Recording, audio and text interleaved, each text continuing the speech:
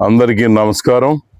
ముఖ్యంగా వేంపాడు రైతులకి ఇంకా శ్రేయోభిలాషులకి అందరికీ కూడా మరి నా నమస్కారాలు తెలియజేస్తున్నాను. ఈరోజు ఏంటంటే వైకుంఠాశ్రమం వేంపాడు గ్రామంలో గల దాని మీద అనేక రకాల వివాదాలు తలెత్తినాయి. దాని మీద ఒక ఉన్నత స్థాయి అధికారి గారు వస్తారని, ఎంక్వైరీ చేస్తారని, దానికి దేవస్థానం ఈవో గారు కూడా వస్తారని, సంబంధిత మరి వివాదాలు ఉన్నటువంటి వాళ్ళు కూడా మరి వస్తారని చెప్పి భక్తులు కానివ్వండి, లేదా మాదేనని చెప్పి మరి ఆ పంటను తరలించబోతున్నటువంటి రైతులు కానివ్వండి, వారసులు అని చెప్పి వీళ్ళందరూ వస్తారు. వీళ్ళిద్దరూ అందరూ చెప్పింది విన్నాక ఆ ఉన్నతాధికారి గారు మరి ఒక నిర్ణయం తీసుకోవాల్సి ఉంటుందని చెప్పి తెలియజేశారు. చాలా సంతోషం.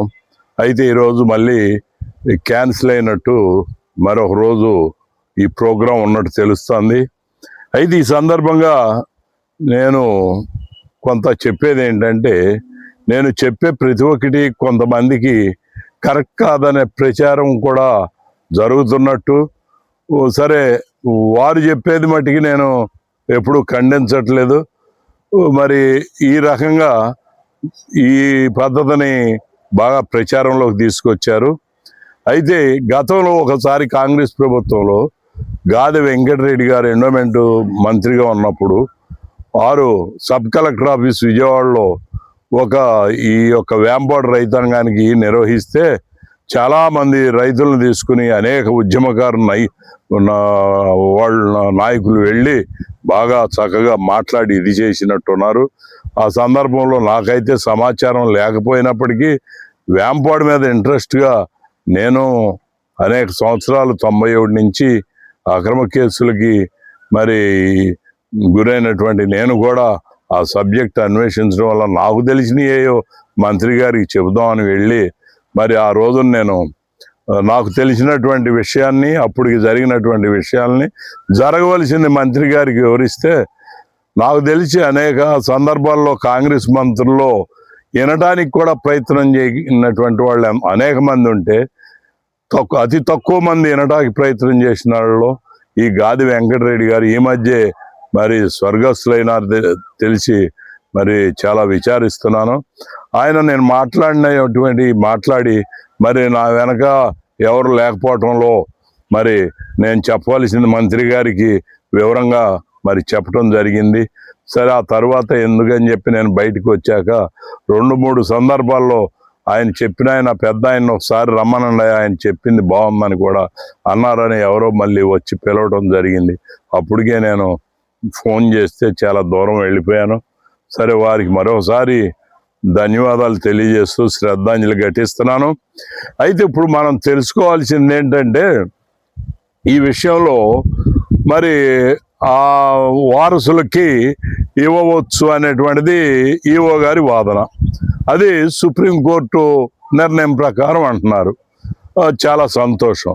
మరి వీళ్ళకి వచ్చినటువంటి 102 GOMS నెంబర్ 102 కానివ్వండి, 79 కానివ్వండి, మరి ఈ 2 కూడాను మరి సుప్రీంకోర్టు జడ్జిమెంట్కి వ్యతిరేకం. అంటే ఈయన తెలిసో తెలవకో, పైగా ఈయన కూడా పాపం BL చదివినారు, మరి ఎంతో ఉన్నత పదవుల్లోకి వెళ్ళడానికి కూడా సిద్ధంగా ఉన్నారన్నట్టు తెలుస్తుంది. ఈయన తెలుసుకోవాల్సిందిగా ప్రాధేయపడేది ఏంటంటే, మీరు సుప్రీంకోర్టు జడ్జిమెంట్ని ప్రకారం వారసులకు ఇవ్వాలనుకున్నప్పుడు ఈ 102 అనేటువంటిది, ఈ 79 అనేటువంటిది మరి ఈ పనికిరావు అని చెప్పి ఈ జీవోలను ఉపసంహరించమని మీరే ప్రభుత్వానికి పంపించండి. లేదంటే ఈ జీవోల ప్రకారం చేయనప్పుడు రైతాంగం నుంచి ఏ రకమైన స్పందన వస్తుందో మరి మీరు చూద్దరు. కానీ అంతేగాని ఇటేమో మరి ఈ 2 జీవోలు వేసుకుని అసలు భూమి మొత్తం మీద అని చెప్పి 102 చెప్తుంటే, అసలు అంగుళం కూడా రైతులకు లేదనే వాళ్ళు చెప్తుంటే, మళ్ళీ కొంత ఇదని చెప్పి మళ్ళీ 79 ప్రకారం హద్దులు పెంచవచ్చు, మీకు ఆక్రమణదారులు గుర్తించవచ్చు. మీరు ఈ మధ్య కలెక్టర్ గారి రివ్యూలో మరి మీరు ఆక్రమణ ఏం గురైనాయి అని చెప్తే, మీరు war head tank, school building, కాలనీలు అనేకమైనటువంటి గురైనాయి అని చెప్పారు. మరి మీరు ఇవన్నీ చెప్పినప్పుడు వాటికి కట్టుబడి ఉంటారా? లేదంటే వారసులకి చెందుద్ది సుప్రీంకోర్టు అంటున్నారు, మళ్ళీ ఇది అంటున్నారు. సుప్రీంకోర్టులో స్కాష్ అయింది అంటున్నారు. ఇప్పటికీ సుప్రీంకోర్టు జడ్జిమెంట్ సజీవంగానే ఉంది. సుప్రీంకోర్టు జడ్జిమెంట్ ప్రకారం ఎస్టేట్ విలేజే 90లో ఇచ్చినటువంటి యాంపాడు గ్రామంపై సుప్రీంకోర్టు రాజీ పరిష్కారం ద్వారా రైతులకి ఇటు దేవస్థానానికి ఇచ్చినటువంటి ఇదిని స్టడీ చేసి ప్రభుత్వం చొరవ తీసుకుని మరి ఏదైనా కమిషన్ వేసి నిర్ధారించి ఈ యొక్క రైతు వ్యతిరేకమైన జీవోలని మరి ఉపసంహరించి సంబంధిత అంతకుముందు ఇచ్చినటువంటి 430 జీవో లాంటిది మరి తీసుకొస్తే బాగుంటుంది. కానీ రెండు వాదనలు మీరే రెండు కొరడాలు పట్టుకుని ఇది ఎంతవరకు సబ్ అని చెప్పి నేను మరి ఈ రకంగా ఈ సందర్భంగా ఈ వీడియో ద్వారా నేను మిమ్మల్ని ప్రశ్నిస్తున్నాను. ఎందుకంటే మీరు 2010లో సర్వే జరిగిందన్నారు, ఎంజాయ్మెంట్ సర్వే. ఎక్కడ జరిగిందండి? రెవెన్యూ వాళ్ళు మీరు కలిసి జాయింట్గా చేశారన్నారు. చూడండి, మీరు 2010లో రెవెన్యూ వాళ్ళ దగ్గర సర్టిఫికేట్ ఇవ్వండి, మేమిద్దరం జాయింట్ సర్వే చేసామని. లేదా 2003లో 430 జీవో ప్రకారం చేశారు. అదేమైనా సక్రమంగా ఉందా? నోటిఫై అయిందా? సక్రమంగా ఉంటే చెప్పండి. చిట్టిబాబు ఎవరు, యూసఫ్ ఖాన్ ఎవరు? పోనీ వాళ్ళు కూడా సుప్రీంకోర్టు జడ్జిమెంట్లకు లోబడి సాగు భూమిలో ఉన్నారా, రాతి బండలో క్వారీల్లో ఉన్నారా? మీరు రాతి బండలని క్వారీలని మీరు ఏం చేశారు? పాడబెట్టారు 2016లో. ఒక అమ్మాయి కూడా వచ్చి బలైపోయాడు, 8 లక్షలు కట్టాడు. వాడికి క్వారీ అప్పచెప్పలేదే వాళ్ళ వరకు, వాడు డబ్బు రిఫండ్ చేయాల. ఇంకోటిది ఏదో గోకలేదని పాడబెట్టారు. అసలు ఆ గోకలేదేంటా అని చెప్పి వెళ్తే అది బండలే. అసలు ఎంతమంది పేరున బుక్ చేశారు మీరు? అక్కడికి గోకలే తరపున ఫైట్ చేసి మేము ఇది చేస్తాంటే అది ఆక్షన్ అంటున్నారు. చాలా మంది చాలా ఆనందంగా అబ్బా చాలా మంచి పని చేశారు అంటున్నారు. ఆక్షన్ ఏంటండి? 90లో జడ్జిమెంట్ ఏం చెప్పింది? నీవు గనక దేవస్థానం వాళ్ళకి కమిట్మెంట్ ఫెయిల్ అయితే ఏ కోర్టులో కూడా నువ్వు దేవస్థానాన్ని వ్యతిరేకించటానికి లేదు అంది. దాని అర్థం ఏంటో తెలుసా? నీకు వసూలు చేయాల్సింది కింటాకాయ. ఆ బకాయిలు ఎంత ఉంటాయో అంత లెక్క చూడాలి. నువ్వు ఆ రిజిస్టర్ మెయింటైన్ చేయాలి. దానికి ఒక డిమాండ్ నోటీస్ తయారు చేసుకోవాలా, రైతుకి ఇవ్వాలా. అంతేగాని నీ సిబ్బంది పొలం మీ సొంతమైనట్టు వెళ్ళిపోతే పొలాల్లోకి వెళ్ళి దౌర్జన్యం రౌడీల్లాగా చేస్తే ఎలాగండి అది? సుప్రీంకోర్టు అలా చెప్పిందా మీకు? అట్లా అర్థమైందా? మీరు చాలా తప్పు చేశారు, తప్పు చేస్తున్నారు, ఇంకా తప్పు చేయాలని చూస్తున్నారు. ఇవి కూడా మరి మానుకోవాలని కూడా చెప్తున్నాం. మీరు అది ఎవిక్షన్ పోనీ 2016లో తప్పు ఒప్పో దిగువ కోర్టు మరి ఇచ్చా మేము మాట్లాడకూడదు.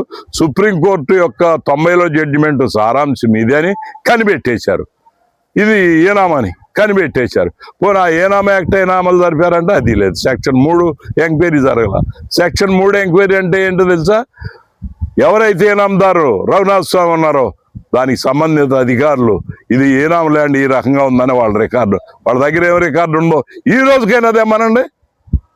పచ్చి అబోత కల్పన అప్పటి నుంచి ఎరగడ్డిచ్చి ఆ జమీందారు చేసినటువంటి జమీందారు కుటుంబాలు చేసిన అన్యాయానికి రైతులు బలవ్వాలా. రెండవది మరి ఇంకొక విషయం ఏంటంటే మరి దీనికి ఎవిక్షన్ అని ఒకటి పెట్టారన్నాను కదా. మరి ఆ రకంగా సుప్రీంకోర్టు చెప్పింది అమలు జరపాలంటే మీరు చేయవలసింది ఏంటంటే మీ బకాయి ఎన్ని సంవత్సరాలు ఎన్ని క్వింటాలు ప్రభుత్వం ప్రకటించిన ధర ఏంటి, ఆ డబ్బులు లేదా అన్ని క్వింటాలు కాయలు తెచ్చి అక్కడ పెడితే కాయ అయినా తీసుకోవాల్సిందే. మీరు రసీదు ఇవ్వాలి. కాయలు కానీ లేదా సంబంధిత ధర కానీ మరి నగదు రూపంలో చెల్లించిన కాయలైనా తీసుకోవాలి, ఏదైనా తీసుకోవాలి మీరు. అంతేగాని కాదంటానికి మీకు రైట్ లేదు. అది వసూలు చేయాలంటే మీరేం చేయాలి? దౌర్జన్యంగా రౌడీజంగా వెళ్ళకూడదు. ఏది రౌడీ మూకల్లాగా కోర్టులో వేయాలి. ఫలానా పొట్లూరు సత్యనారాయణ ఇంత ఎక్స్టెంట్లో ఉన్నాడు, ఆ ఎక్స్టెంట్లో ఉండి మాకు కడతాం సుప్రీంకోర్టు జడ్జిమెంట్ ఉత్తర్వుల మరి అతిక్రమించి కట్టట్లేదు అన్నప్పుడు అది ఆటోమేటిక్గా డిగ్రీ అవుద్ది. డిగ్రీ అయినప్పుడు నువ్వు అతను మా పంటని, ఆ సత్యనారాయణ అనేవాడి యొక్క పంటని జప్తు చేసి నీకెంత బకాయి ఉందో అది వసూలు చేసి మిగతాది ఆ రైతుకి ఇచ్చి వెళ్ళిపోవాలి తప్ప ఎవిక్షన్ అంటే ఏంటి?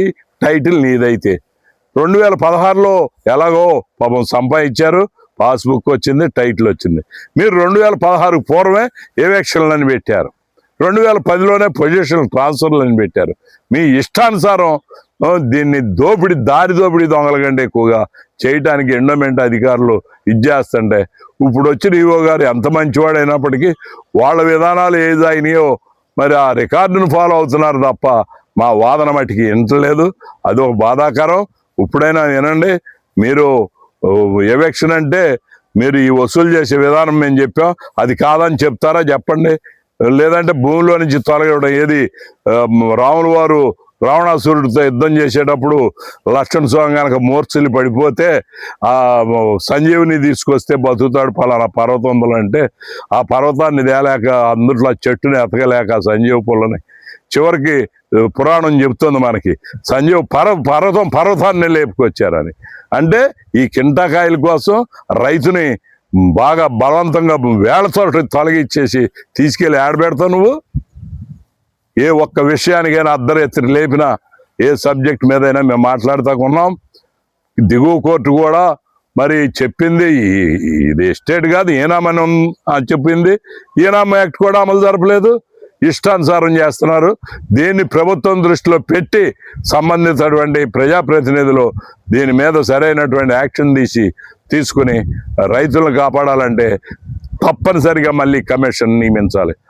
వెనక ఎన్టీ రామారావు గారు అసలు సుప్రీంకోర్టు జడ్జిమెంట్ రాకముందే ఈ వివాదం కోసం ఈ గ్రామం మీద వేశారు మహానుభావులు.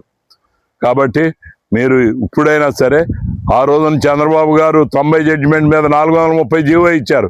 ఆ జీవోని మరి అదే కాంగ్రెస్ ప్రభుత్వంలో ధర్మాన ప్రసాదరావు మరి సెప్టెంబర్ 1, 2009 సమర్థించారు నిండా అసెంబ్లీలో. ఆ తర్వాత మళ్ళీ ఆయన రాజశేఖర రెడ్డి గారు మరణానంతరం కిరణ్ కుమార్ రెడ్డి గారి ప్రభుత్వంలో మళ్ళీ ఆ జీవోని సస్పెండ్ చేసి ఇటు రైతుల్ని అటు దేవస్థానాలని ఆగం చేసి దోచుకుంటానికి ఏ మార్గాలు ఉంటే ఆ మార్గాలను అన్వేషించి ఈ రకంగా పెట్టేసినటువంటి కాంగ్రెస్ ప్రభుత్వం మరి ఆ జడ్జిమెంట్ చూసి తదుపరి వచ్చినటువంటి టీడీపీ గవర్నమెంట్ చంద్రబాబు గారు మరి 79, 102 ఇవ్వక తప్పలేదు. అట్లానే ఆయన మీద అభిమానంతో ఆ పార్టీ కార్యకర్తగా నేను చెప్పడం కాదు, ఆ జీవో మామూలుగా కోర్టు ఆర్డర్ ప్రకారం ఆయన ఆ రోజు 90 జడ్జిమెంట్ ప్రకారం 430 ఇచ్చారు. అది రైతులకి దేవస్థానానికి రాజీ పరిష్కారంగా చేసినటువంటిది. ఇది మరి ఏం చెప్తారో చెప్పండి మీరు. ఇప్పుడు జరిగింది మరి అది సస్పెండ్ చేసి ఏనామంది కోర్టుని న్యాయంగా అయితే ఆ రోజు చంద్రబాబు గారి ప్రభుత్వం కూడా మనం ఇచ్చిన జీవోని ఇచ్చేసిందని చెప్పి ఈ బ్యూరోక్రాట్స్ చెప్పాల బాధ్యతగా ప్రభుత్వానికి. ఇది కరెక్ట్ కాదండి, మనం ఇచ్చిన జీవోని అధర్మంగా ఇది చేశారు కాబట్టి మనం పైకోర్టు కన్నా వెళ్ళాలి, లేదంటే వెళ్ళాలి. ఏం చెప్పకపోవడం, ప్రజాప్రతినిధులు పట్టించుకోకపోవడం, దీనివల్ల ఈ అనర్థం జరిగిందని చెప్తూ ఇంకా తదుపరి విషయాలు మీరేమైనా ఉంటే కామెంట్ చేయండి, ఇష్టమైతే షేర్ చేయండి. కామెంట్ చేస్తే దానికి సమాధానం చెప్తానికి మేము సక్రమం రెడీగా ఉన్నానని చెప్తూ మరి సెలవు తీసుకుంటాం.